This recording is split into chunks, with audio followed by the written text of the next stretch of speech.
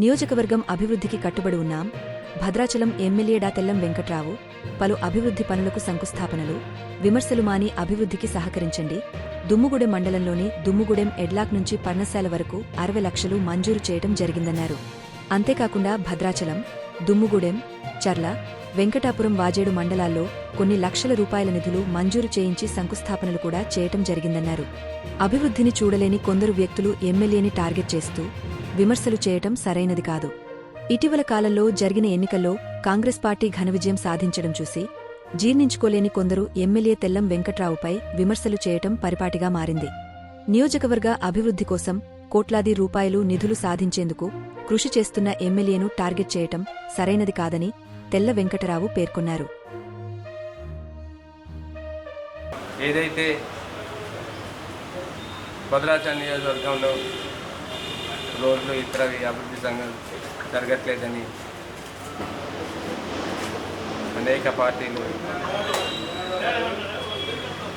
ఆ నియోజకవర్గంలో గొంతు చల్లడానికి ప్రయత్నం చేస్తున్నారు. ఈరోజు నేను వచ్చిన తర్వాత 18 నెలల్లోనే అనేక అభివృద్ధి కార్యక్రమాల్లో భాగంగా చాలా వరకు భద్రాచలం కానీ మొదలు పెడితే వాజేడు వెంకటాపురం వరకు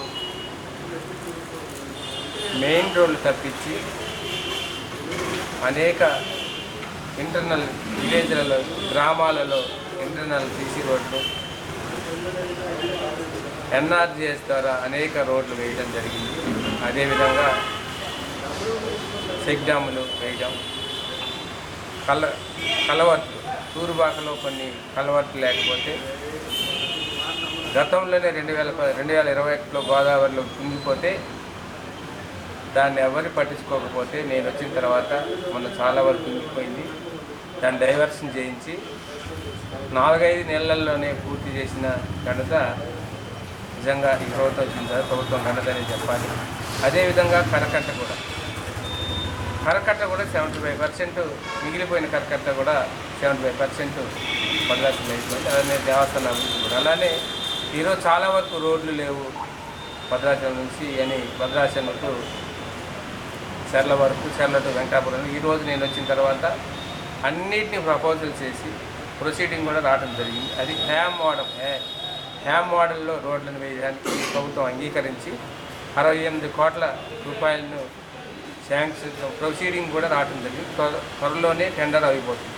అటుపక్క వెంకటాపురం టు వాజేడు వరకు 44 కోట్లు టెండర్లో, అది కూడా టెండర్లోకి వెళ్ళబోతుంది. మొత్తం 120 కోట్ల సుమారు మనం తేటం జరిగింది. ఏది ఓన్లీ మెయిన్ రోడ్లకి, ఈ చిన్న రోడ్లు కాకుండా మెయిన్ రోడ్లకి.